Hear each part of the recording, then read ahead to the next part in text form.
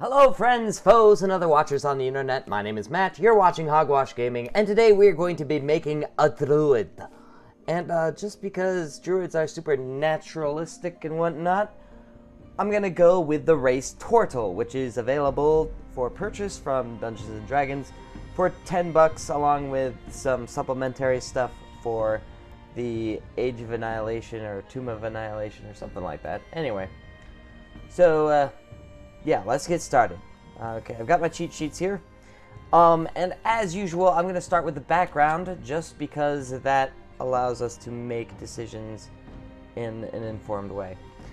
Alright, so first off, they will be proficient in medicine and religion because, as you can see at the top, we're going with the hermit background.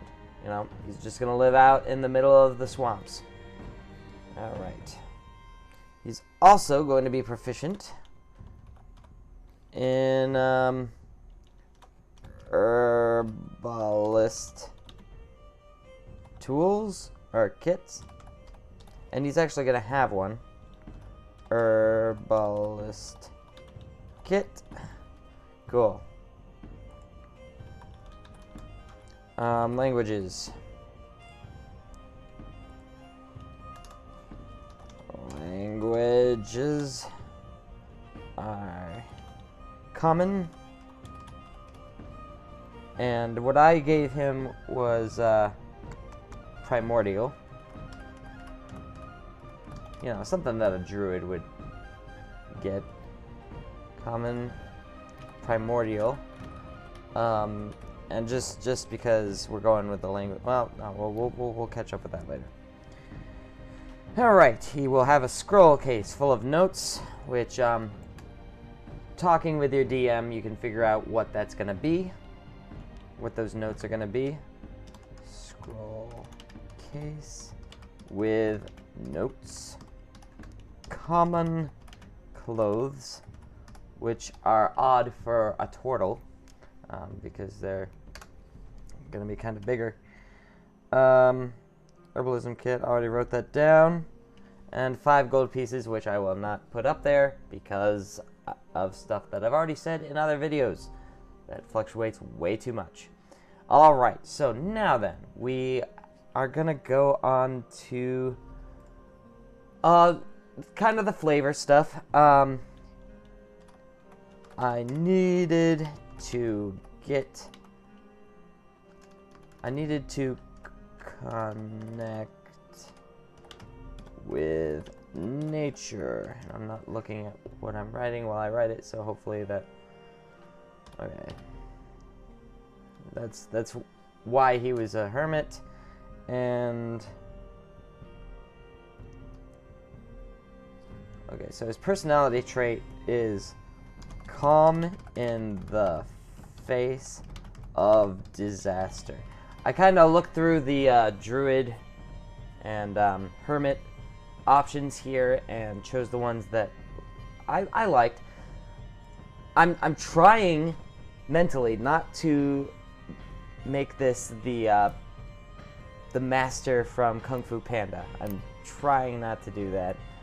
And I can't remember what his name is right off the top of my head, but I'm trying not to do that. That's where I made an amazing discovery.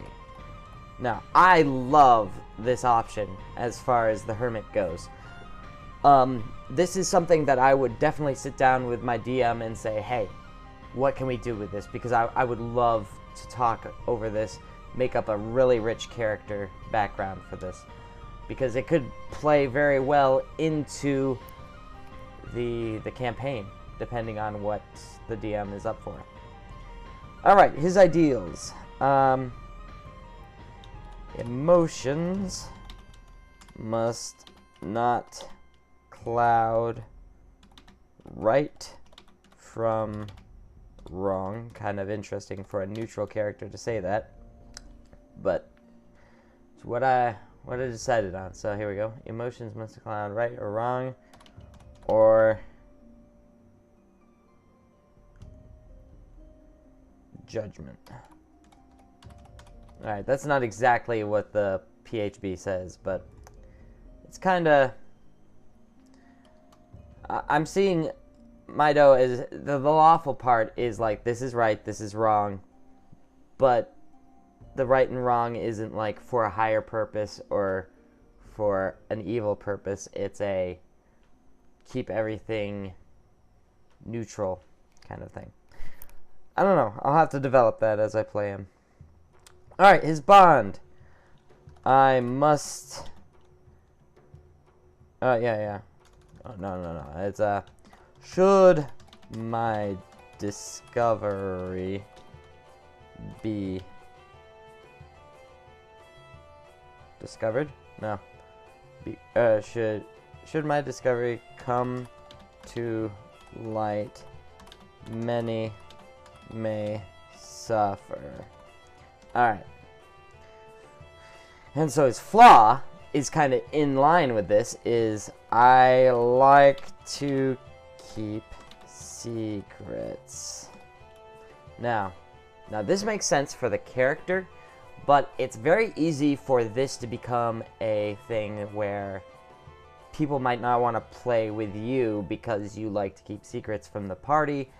And the whole thing about the party is to be working together. So keeping secrets from each other, that's a pretty nasty flaw to throw into a role-playing game, which is team-based. So you might want to be careful if you take this one from the hermit thing. Alright, well, I think that is all for my hermit cheat sheet. Let's look at what Tortles do. I already did the math for the pluses and minuses. I rolled pretty well for this character. 16, 10. Constitution is 17. Just looking at the wrong thing there. And then intelligence is 12. Oh. Yeah, that's why I'm having so much trouble. I rolled, and then I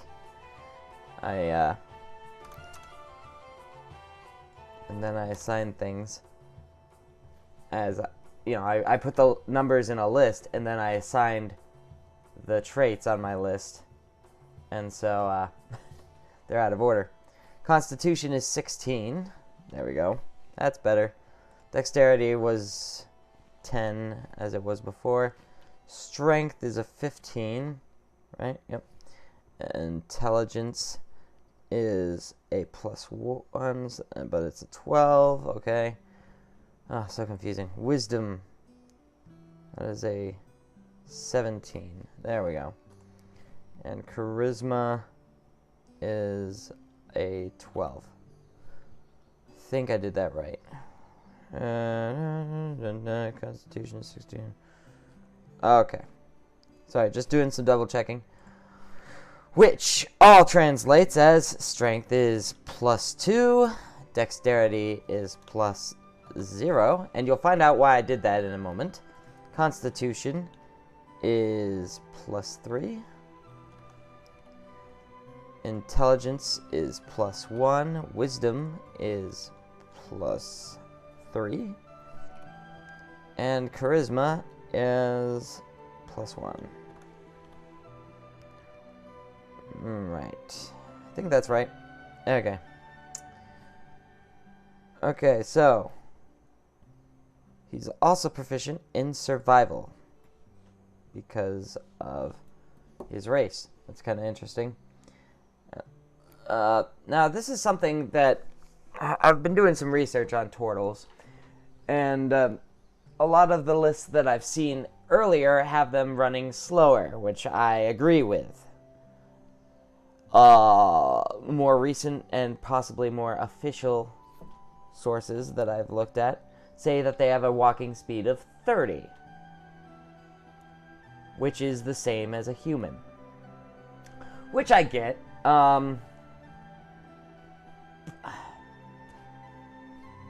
But I disagree with, because they're turtles, and like, they're sentient turtles, so they should share some things. I mean, having a speed of 25 isn't game-changing because we have gnomes and, no, goblins are 30, I think.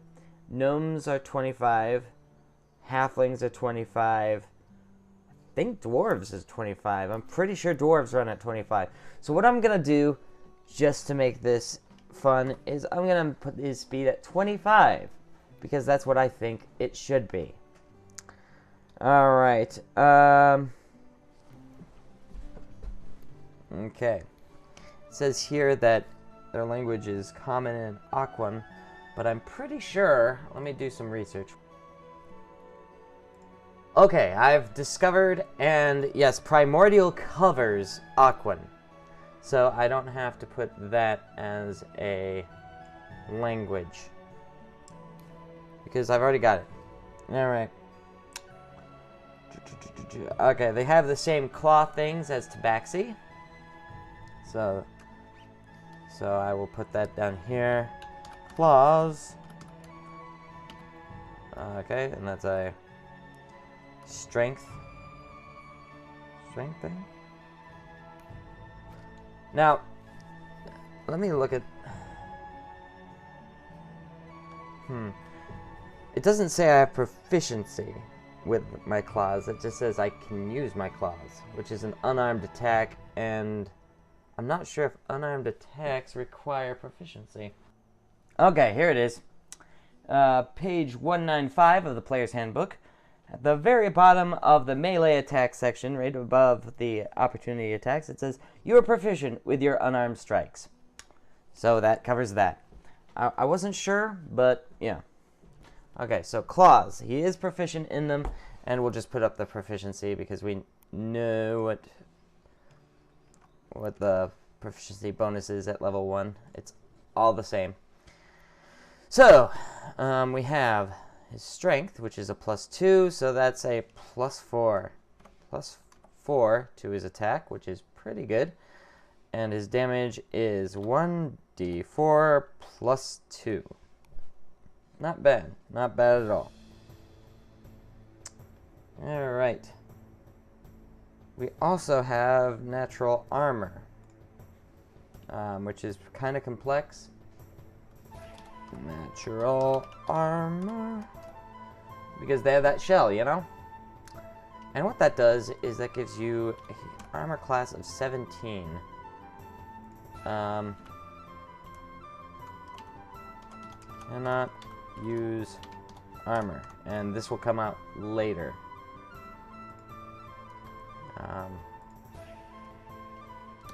They can use shields, but they can't wear armor. I mean, they could, but it does you no benefit. Let me see. 17. Alright.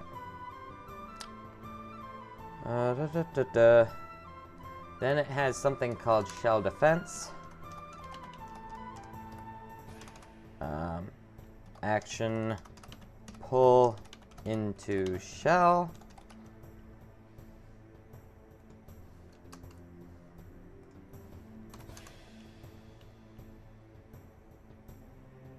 Which adds +4 to AC.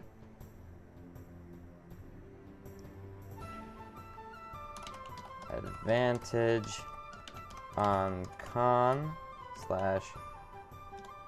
/STR saves.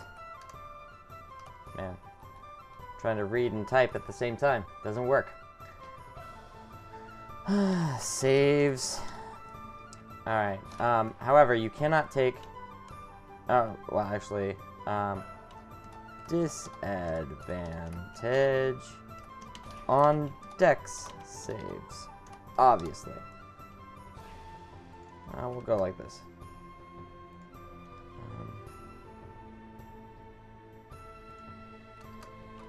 And then... Speed... equals 0. Prone. it's a really weird ability. It's a good ability, but it's very complex. No react. You can't take reactions. And bonus action. No reactions / actions. Actions. Twains. Actions. There we go. To exit. They can hold their breath for some reason. Okay, hold breath. 1 hour. Too bad he couldn't be elf, then he could have basically a short rest underwater, and no one could stop him. Wow. Anyway, let's move on to Druid, shall we? Druids, I already did the HP max, and that's 11, and the hit dice is 1d8. Cool.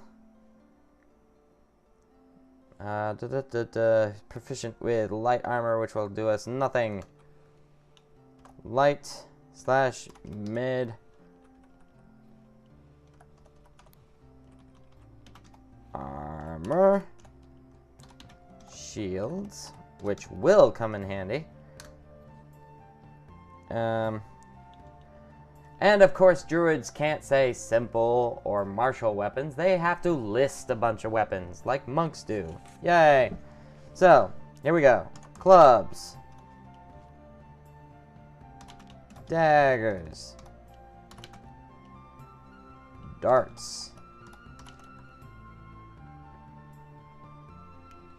Javelins. Maces. Quarterstaffs. Scimitars. Sickles? That's not how you spell sickles. How do you spell sickles? Sickles. And quarterstaffs. Quarterstaves? I'm just gonna do it quarterstaves. Be angry at me, English teachers. Look at me care. Slings. And spears. We already have herbalism kits because we are we are a hermit. And we are able to take 2 or 3 of these. I want to say I could take 3 of them for some reason. Let's just take a check. Yeah. Okay, it's 2. I think rangers. I was looking at rangers earlier. Yeah. Okay. I'm gonna go up here before I forget to do this, and their saving things is intelligence and wisdom. Those are the 2 that they have advantage there. All right. Okay, and the things that I chose for this is animal handling and arcana. Cool. So he has a pretty good setup there. All right. I did choose to give him a wooden shield. Cool. Which takes his AC up to 19. Not 119. That would be OP. AAGO. As all get out. Alright. And let's take a look at this. I've decided to give him a club, which, if I'm not mistaken, is a 1d4, but yeah, so his strength bonus is 2, with proficiency is 2, so +4. I'm unlikely to use my club without using this feature. So what I'm going to do is I'm just going to go club with SLG.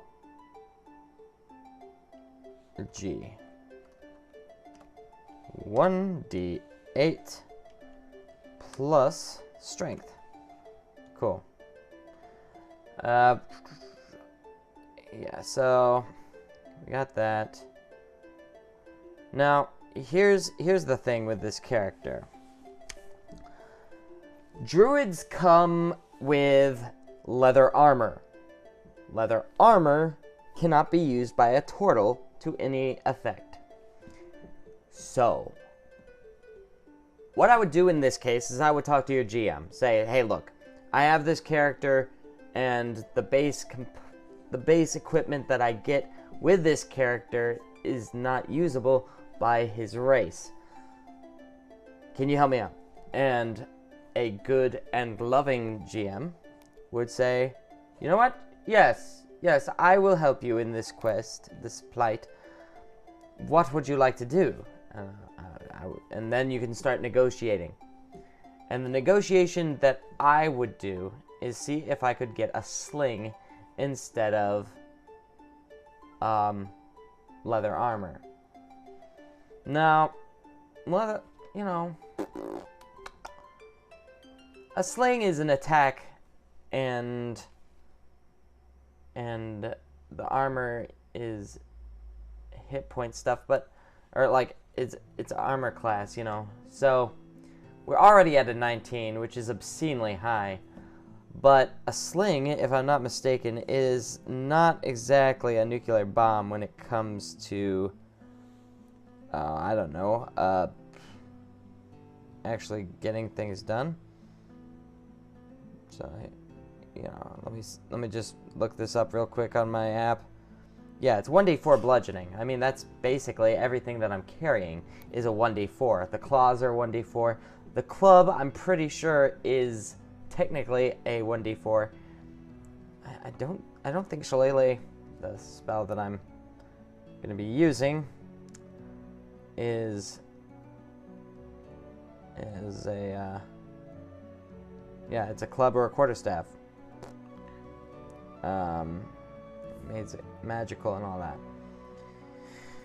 It doesn't even go with the sling. I'm just gonna say, for this example, that my GM was like, you know what?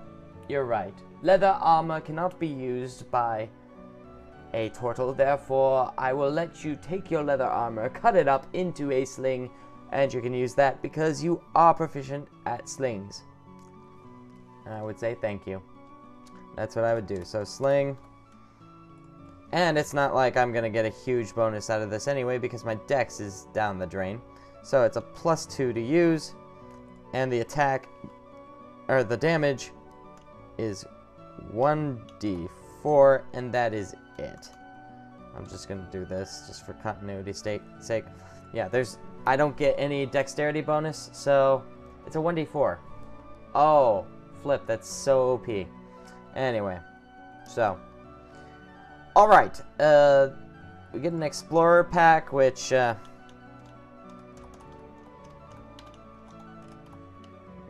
will put the page number on, so if anyone needs to figure out what that entails, it's going to be pretty easy to find. That Explorer pack, that's what I said, right? Yep. Is page 151 of the PHB. 151 PHB. There we go. Explorer pack is page 151 of the Player's Handbook. And I also have a Druidic Focus. Druidic Focus. Yeah, because Druidic is definitely an English word. Okay, let me see. Now, oh, right, languages. I can speak Druidic. It's like thieves can't, but it's actually a language. I'm gonna put here 66 PHB. Because Druidic has special features that, yeah, it's more than just a language, it's like a code. So, yeah, we'll go there. What do we got next? Alright, his Druidic Focus. Let's put these down here. Now, another thing you could do with this leather armor, that you cannot get, instead of doing a sling, what you could do is make it your Druidic Focus and maybe have it like a strange dagger or something, you know, like a weapon that you can use as a focus. Now, I'm just gonna do Druidic Focus is a wand. I'm gonna willow wand. Yeah, it's got a nice snap to it. So good. Cool. Okay, next up. Alright, so we have all that. I'm gonna put my spell casting in here because that's what it says down here. So it says that down there. I can do it. Haha! Stop me. Alright, so what we're gonna do is we're going to put our 2 cantrips. 2 cantrips. And that is Shillelagh, which is a really fun thing to spell. Shillelagh.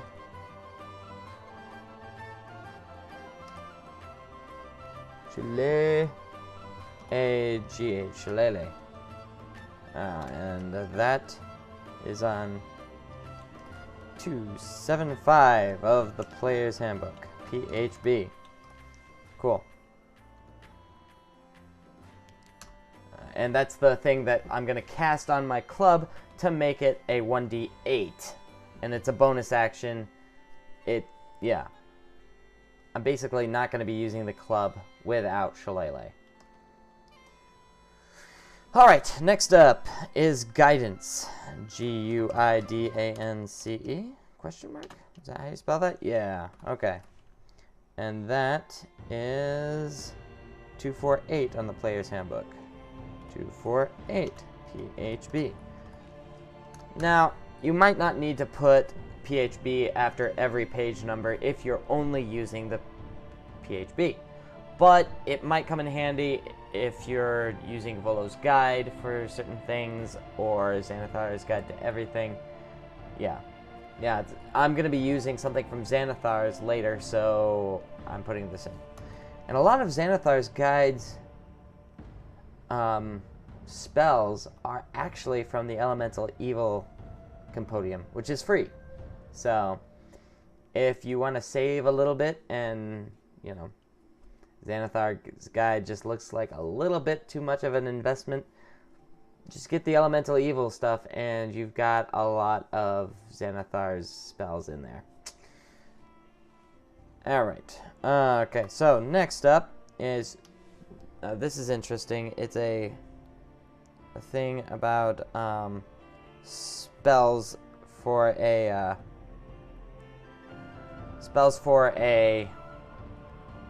Druid are a lot like the spells of a Paladin, where you have to prepare a certain number, and the numbers you can prepare are based on your wisdom modifier and your Druid level. My wisdom modifier is 3, and my level is 1. So I have 4 Druid spells prepared, and this can vary all the time. And in this case, what I would do is I would actually print out little cards that have copy and pasted descriptions of each spell. That way, each session you can say, okay, I'm going to be preparing these 4. and then you don't have to pay attention. You don't have to be copying or erasing or whatever. And then you have the spells on hand right there, so when your GM says, okay, so what does that spell do? You're like, you're not going through your handbook going, I can't find it. No. Nope. That's why you prepare spells. I have a list here. I would go with Fairy Fire, Charm Person, Healing Word, and Ice Knife. An Ice Knife is from Stanithar's Guide of Everything, but as I said before, I think it's in the Elemental Evil thing as well. So, excuse me. Yes. But, one thing that is very important to note is Ritual Caster. Why is Ritual Caster important? Well, because if a spell has a ritual tag on it, then you can cast it without using a spell slot. It just takes 10 minutes longer. First level spells and spell slots is what I meant. Spell slots, SLOTS, and then I'm just gonna do X2. So that's how many he has there. Yeah, I'm not gonna write down all of the spells and where to find them, because in this character's case, I would definitely make cards and write them out there. Let me see. One more thing to put up here.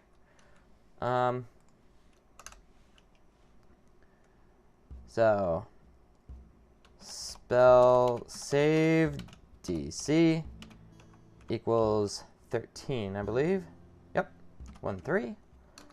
And the spell attack modifier, attack, equals +5. 5. Okay, and attack has 2 T's, because I know what I'm doing. Alright, so, spell save DC is 13, spell attack is, I'll just put modifier here, just because that bothers me. Okay. Time modifier, just going through my list. I think that's everything that I need to write down. I'm just going to go through and put all these numbers in. Okay, so strength is +2. Dexterity equals 0. Constitution +3. I love having a high constitution, and it really helps with the hit point side of things. And getting poisoned and whatever. Alright, intelligence is a +3 because we're proficient in it. Wisdom is a +5 because we're proficient in it, which is really good. And charisma is a +1. Not bad. Alright, so acrobatics, 0. We're not going to be doing any flying sidekicks with this guy. Animal handling. Wisdom +2 is 5. +5. Arcana is +3. Athletics +2. Not bad. Deception. That's +1. History is +1. Insight +3. Intimidation +1. Investigation +1. I'm sure this is really fun to watch. +5. He has a sick medicine check.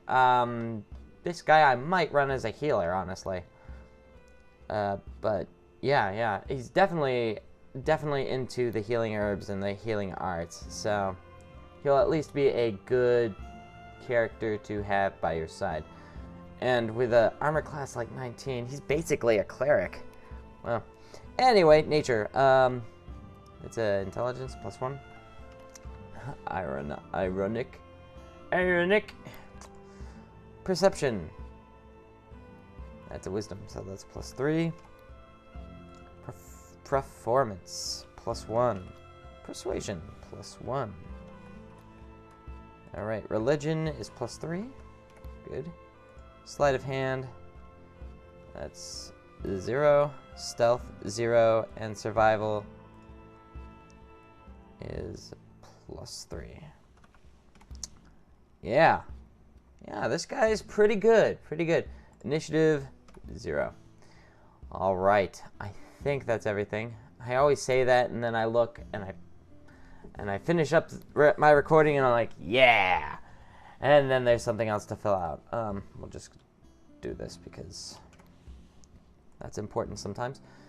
Okay, so yeah, it looks like I've got everything. We got these 3 things for the Tortle, and all of the other stuff, like use of claws and like Druidic and spellcasting are elsewhere, so it wouldn't be in here.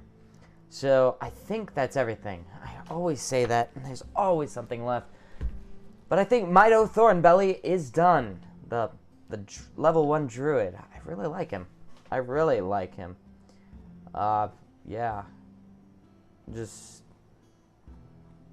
a slower character than what at least my sources say that they move. But you know, doing some research, I found that there is a lot of disagreement on what this could be. But and you know, like I think Wizards of the Coast wanted this character to be more land-based than anything, but a lot of people online think that they should be water-based.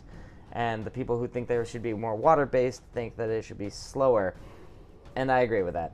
Like, they gave him a swim speed of 30 and a walking speed of like 20 or something like that.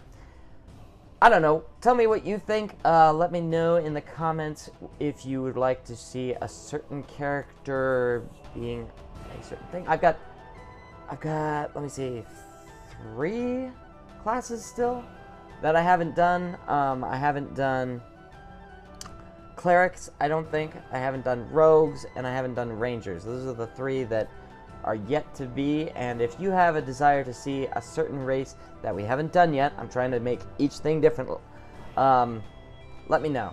And until next time, this is Hogwash, over and out. I'll catch you later.